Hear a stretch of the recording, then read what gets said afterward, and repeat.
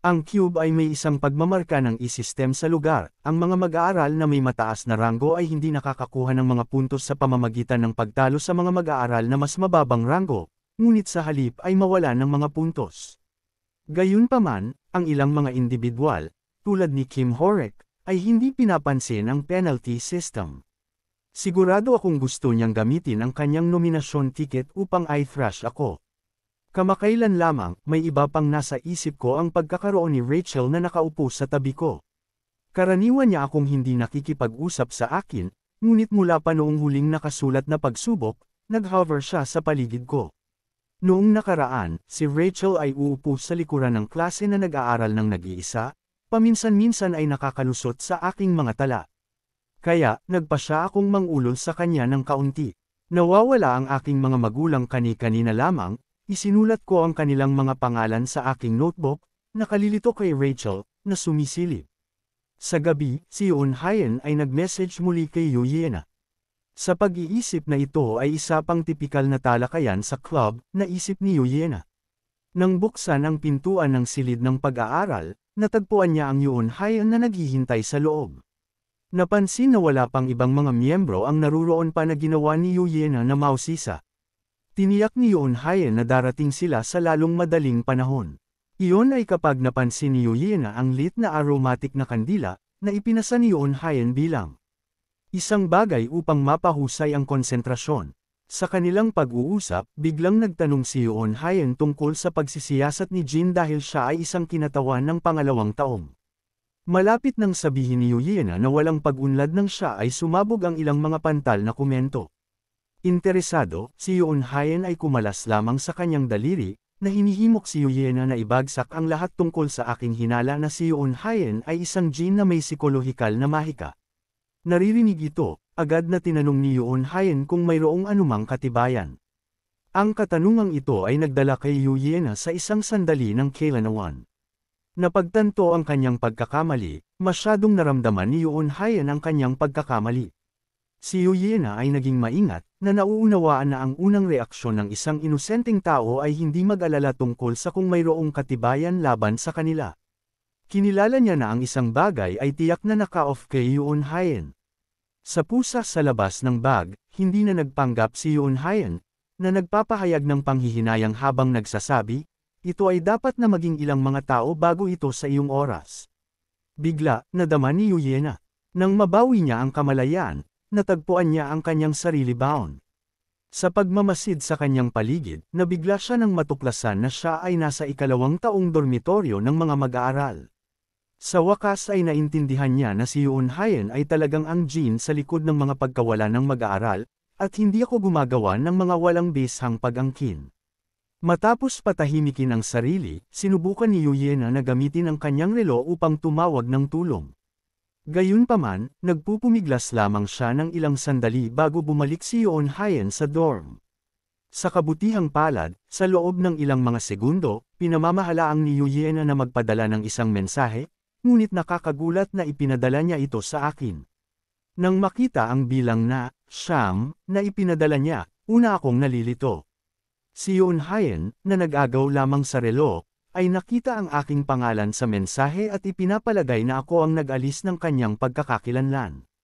Binalaan ni Yuliana si Yoon Hayen na kung may nangyari sa kanya ang pangkat ng pagsisiyasat ay malalaman sa lalong madaling panahon, ngunit hindi nagmamalasakit si Yoon Hayen. Plano niyang umalis sa kubo kaagad pagkatapos ngayon. Ang kanyang mga salita ay nakagalit kay Yuliana sa matinding, ngunit ang kanyang ekspresyon ay tila mangyaring Yoon Hayen. Inihayag ni Yoon Hayen na sinusunod niya ang mga tagubili ng Demon Lilith, na ang dahilan kung bakit niya na-target si Yuliana. Samantala, napagtanto ko ang hangarin ni Yuliana, kaya mabilis kong naaktibo ang aklat ng katotohanan, natagpuan ang lokasyon ni Yuliana, at nagtakda kaagad.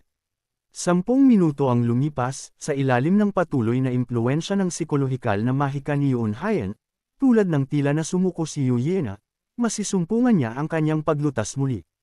Hindi maiwasang mapigilan ni Yoon Hayen na sa kabila ng kanyang mga pagsisikap, hindi pa niya ito pinapagana.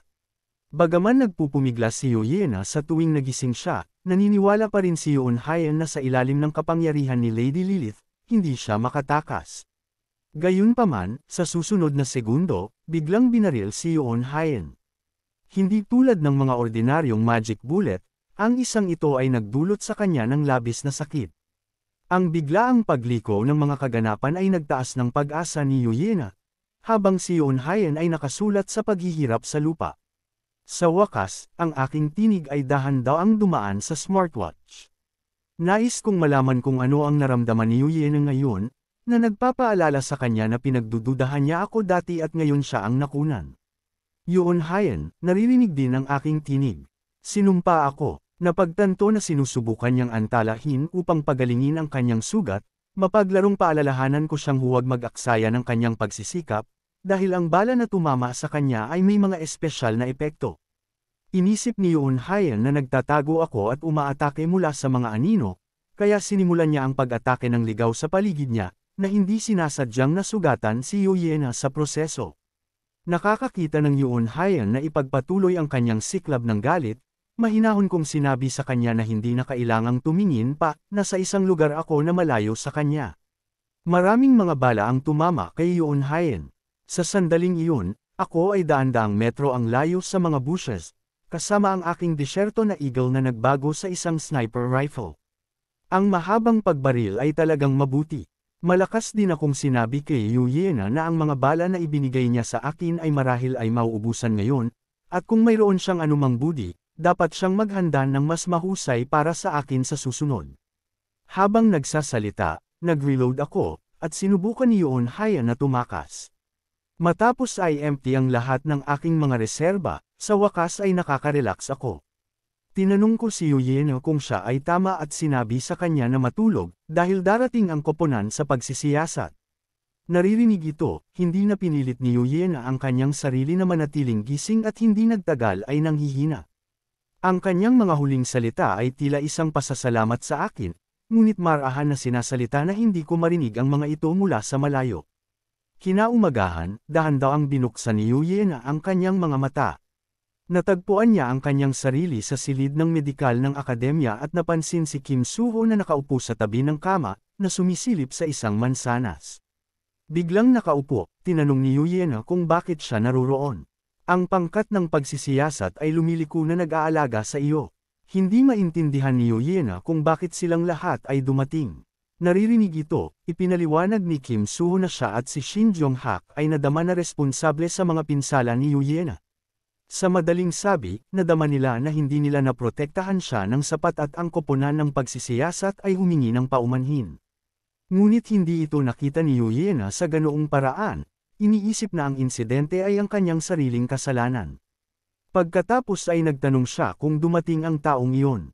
Ito ay nakakagulat na si Kim Soo-ho, hindi sigurado kung sino ang tinutukoy niya.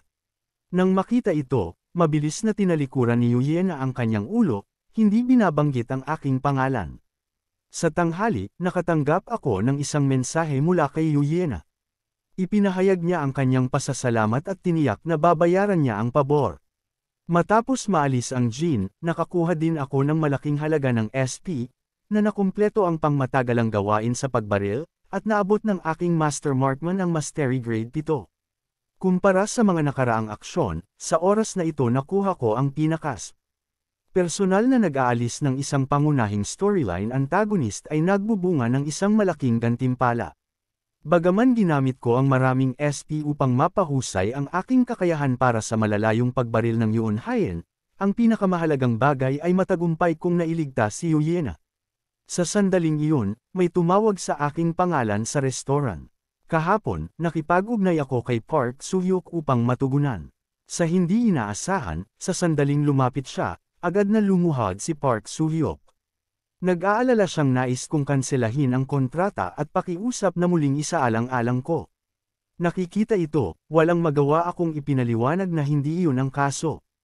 Tinawagan ko siya ngayon para sa isang kadahilanan lamang, nakita ko ang malaking potensyal sa SH Entertainment, kaya pinlano kong mamuhunan ng pera sa kanila. Naririnig ito, mabagal pa rin si Park Soo-hyuk. Tulad ng para sa pera na inilalabas ko, ito ay mula sa ginseng na naibenta ko sa Violet Banquet para sa isang wapang $400 milyong. Hatiin ko ang perang ito sa dalawang bahagi, gamit ang karamihan sa mga ito upang magpatuloy sa pagbili ng mga pagbabahagi ng Packhorse Masters at pinaplano ang natitira para sa pamumuhunan sa SH Entertainment. Pagkatapos ng lahat, ang kanilang potensyal, sa katagalan, ay hindi bababa sa mga Packhorse Masters. Nakakakita ako ng handa na mamumuhunan ng 150 milyon, si Park Soo-hyuk ay napaka-fluster, na nagsasabi na hindi niya maaaring matanggap na walang hiya na tumanggap ng isang malaking halaga. Muli, iginiit ko ang Park Soo-hyuk na kunin ito, na binibigyang diin na ang pamumuhunan ng perang ito ay tungkol din sa paglaki. Pinayuhan ko rin siyang bumili ng isang disenteng magic bag at isang mataas na sasakyan ng utility kapag siya ay bumalik, upang mas mahusay na mapadali ang kanilang trabaho. Matapos talakayin ang kooperasyon, dahil halos hapon ito, pagkatapos ay naghiwalay ako ng mga paraan sa kanya. Kasabay nito, sa isang inabandunang pabrika sa isang lugar, ang isang anino na tulad ng phantom ay dahan-daang lumitaw mula sa lupa, sa wakas ay naghahayag ng isang batang lalaki. Tinanong niya ang pinuno kung ano ang susunod na gagawin ngayon na ang Packhorse Masters ay nawala sa publiko. Ang pinuno sa itaas sa kanya ay may isang sagot lamang, upang kunin ang item, at huwag pansinin ang natitira. Ang batang lalaki ay mayroon ding ilang mga balita na ibabahagi, kasama na ang isang tao ay patuloy na bumibili ng mga pagbabahagi ng Packhorse Masters. Ang pangalawang piraso ng balita ay mayroong maraming mga bagong kagiliw-giliw na mga homepage sa Violet Banquet, at natagpuan ng batang lalaki ang isa na tinawag na ahensya ng katotohanan na kaina-hinala dahil inaangkin nitong sagutin ang anumang katanungan. Nagtataka siya kung susubukan ang pag-post ng isang komisyon ngunit napahinto ng pinuno. Mula sa bibig ng pinuno, nalaman na ang pangalan ng batang lalaki ay Drune. Nakikita ang pinuno na lumilitaw na medyo magagalitin, binago ni Drune ang paksa at pagkatapos ay nabanggit ang paparating na mga pagsusulit sa midterm sa Kubo, na napansin na ang tropa ng Chameleon ay kailangang bigyang pansin sina Kim Soo-ho at Shin Jong-hak, at ang pinuno mismo ay nais na personal na obserbahan upang makita kung mayroon bang sinuman kapaki-pakinabang. Sa paglipas ng mga araw, sa wakas ay dumating ang midterm praktikal na pagsusulit ng Kubo. Ang campus ay ganap na mabubuksan sa iba't ibang mga guild at asosasyon at employer upang obserbahan, at dadalo rin ang mga magulang ng mga mag-aaral. Sa mga tao mula sa buong mundo na natipon sa loob, ang masiglang kapaligiran ay kahawig ng isang pagdiriwang. Maraming mga mag-aaral na may mataas na ranggo ng Cube ang maraming mga tagasunod sa social media, at ang mga taong ito ay darating din upang panuurin, kaya ang nakakakita ng anumang uri ng tao sa campus ay hindi magiging kakaiba. Pagkatapos ay kinuha ko ang drone na ibinigay ni Park Soo-hyuk upang simulan ang pagsubaybay sa paaralan, bilang pag-iingat din. Matapos lumipad ang drone, may isang taong hindi sinasadyang bumagsak sa akin. Isang sulyap lamang sa kanyang nakagulat sa akin dahil nakilala ko siya bilang kapitan ng Chameleon Troop. Alam kong darating ang kapitan sa pagsusulit ngayon, ngunit hindi ko inaasahan na tumakbo sa kanya. Gayunpaman, matagal ko nang pinag-isipan ang setting ng kapitan. May sasabihin ako, kung hindi man, lilito akong kaina-hinala. Nahihirapan upang makahanap ng mga salita, sumabog ako, pinagsisihan ko ito kaagad pagkatapos sabihin ito, at ang kapitan ay gamulong lamang sa akin. Sa kabutihang palad, hindi siya masyadong sinabi at mabilis na tumulik maayos tulad ng naisip ko. Hindi nagtagal bago makipag-ugnay ang kapitan kay Drune dahil ang taong na-brush lamang sa kanya ay tila immune sa item na humaharang sa item, na nakikita ng direkta ang kanyang tunay na mukha. Inutusan ng kapitan si Drune na siyasatin ang aking pagkakakilanlan. Sa kasamaang palad, hindi ko alam ito sa kabilang linya. Maraming mga tao ang pumupunta upang mag-recruit ng mga mag-aaral sa storyline ng nobela, ngunit ang Chameleon Troop ay nag-target lamang ng 2 individual. Sa huli, pagkatapos ng pag-obserba, natagpuan ni Kim Soo-ho ang kanilang mga paniniwala na naiiba, kaya ang mga tao mula sa Chameleon Troop ay nabanggit na si Shin Jong-hak at umalis. Ang kanilang paglusot sa Kubo ay hindi isang seryosong isyu, ngunit nag-aalala ako na kung nagbago muli ang storyline at nakatagpo nila ang mga bayani sa seguridad ng pagsusulit, hindi lamang ito ilang mga tao na namamatay. Maraming mga bayani sa seguridad sa loob ng Kubo, ang ilan ay kahit na mga top tier na bayani. Ngayon, ang OJUNHYUK at Soyongji ay nagpatrol sa cube ng maraming beses nang hindi nakita ang anumang kainahinala. Si Oh Junhyuk ay hindi naniniwala na may maglakas loob na magdulot ng problema sa oras na ito. Ngunit pagkatapos ng dalawa ay lumakad na ang nakaraan, ang isang tao, ay isang miyembro din ng Chameleon Troupe, lumabas sa tabi nila. Ang pakikinig na ang isang tao ay maaaring huwag pansinin ang pangunawa ng kwintas ng sirena na nakakaintriga sa kanya. Matapos mapanood ang isang stream ng tila marupok na mga mag-aaral, ang lalaki ay lubos na nababato.